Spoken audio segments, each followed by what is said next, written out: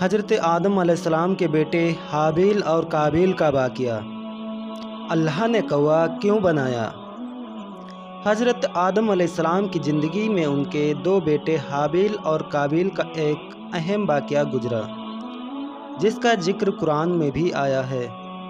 حضرت آدم علیہ السلام اور حضرت حوا رضی اللہ تعالی عنہ کو اللہ پاک نے اپنی قدرت سے پیدا فرمایا، پھر ان دونوں کو ملاپ سے انسانی نسل کی شروعات کی۔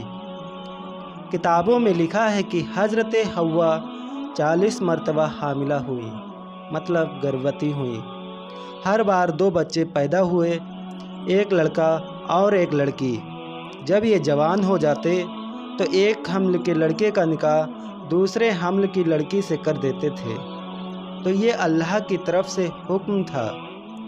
دوسرا یہ تھا کہ انسان صرف حضرت آدم علیہ السلام کی اولاد کے سے ہی ہونے تھے، کسی اور جنس سے نہیں، تو ایک دوسرے کے ساتھ نکاح کرنے کے علاوہ اور کوئی صورت ہی نہ تھی۔ انہی اولاد میں حابیل اور قابیل 2 لڑکے تھے، جن کے ساتھ ایک لڑکی بھی پیدا ہوئی تھی۔ قابیل کے ساتھ جو لڑکی پیدا ہوئی وہ بہت خوبصورت تھی۔ جب حضرت آدم علیہ السلام نے شرعی دستور کے مطابق قابیل کا نکاح لیبجا سے اور حابیل کا نکاح اکلمہ سے کرنا چاہا تو قابیل اس پر راضی نہ ہوا اور مطالبہ کیا کہ میرا نکاح اکلمہ کے ساتھ کیا جائے، پر حضرت آدم علیہ السلام نے منع کر دیا کہ اکلمہ تیرے ساتھ پیدا ہوئی، اس کا نکاح تیرے ساتھ نہیں ہو سکتا ہے، وہ تیری بہن ہے، تیرا نکاح حلال نہیں ہے۔ تب قابیل کہنے لگا کہ یہ تو آپ کا حکم ہے، اللہ کا حکم نہیں ہے۔ تب آدم علیہ السلام نے فرمایا، اگر تم یہ سمجھتے ہو تو تم دونوں قربانیاں پیش کرو، جس کی قربانی قبول ہو گئی وہی اکلمہ سے نکاح کرے گا۔ اس زمانے میں قربانی قبول ہونے کی علامت یہ تھی کہ آسمان سے ایک آگ اتر کر قربانی کو کھا جاتی تھی۔ قابیل کھیتی باڑی کا کام کرتا تھا اور حابیل بکریاں چراتے تھے۔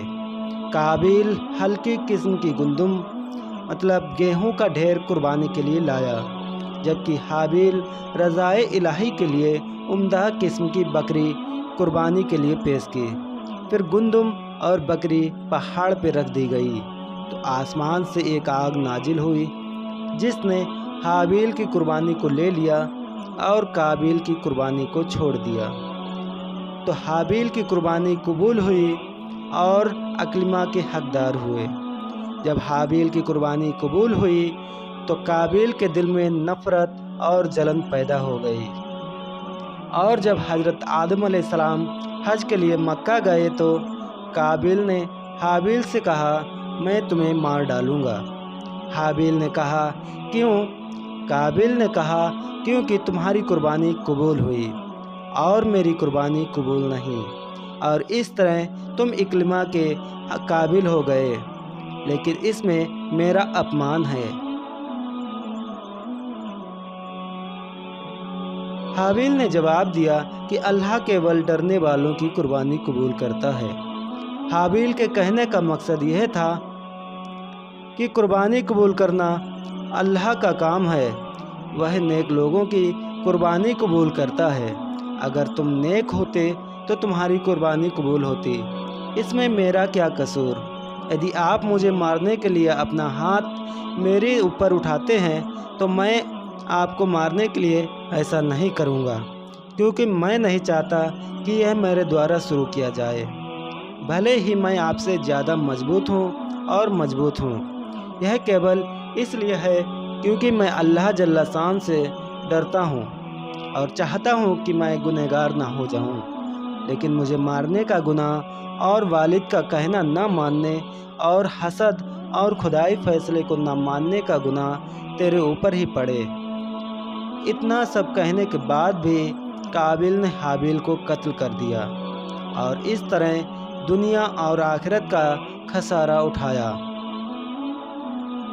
हाबिल को मारने के बाद काबिल हैरान था और चिंतित था कि इस शरीर के साथ क्या किया जाए, क्योंकि उस समय तक कोई भी इंसान नहीं मरा था। इसीलिए कुछ समय के लिए उसने शरीर को पीठ पर लाद लिया। फिर जब उसे शरीर को छिपाने का कोई रास्ता नहीं मिला,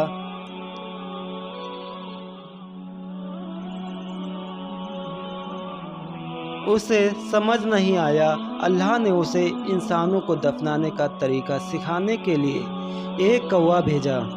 तो ऐसा हुआ कि 2 कौवे लड़े।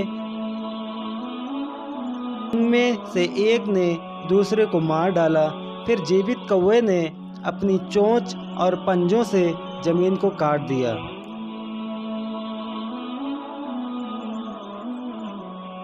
उसमें मरे हुए कौवे को डालकर मिट्टी से ढक दिया।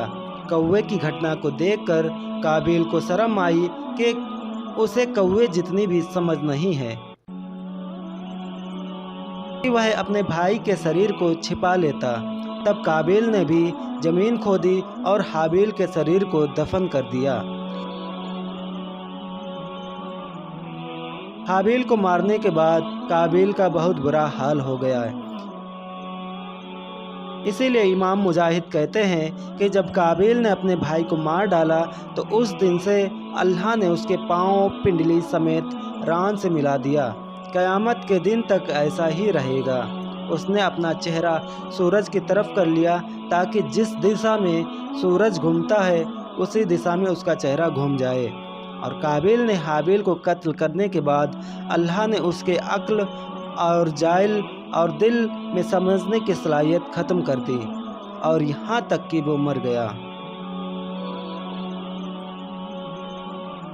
दोस्तों, अगर वीडियो अच्छा लगा हो तो चैनल को सब्सक्राइब करें और लोगों तक शेयर करें।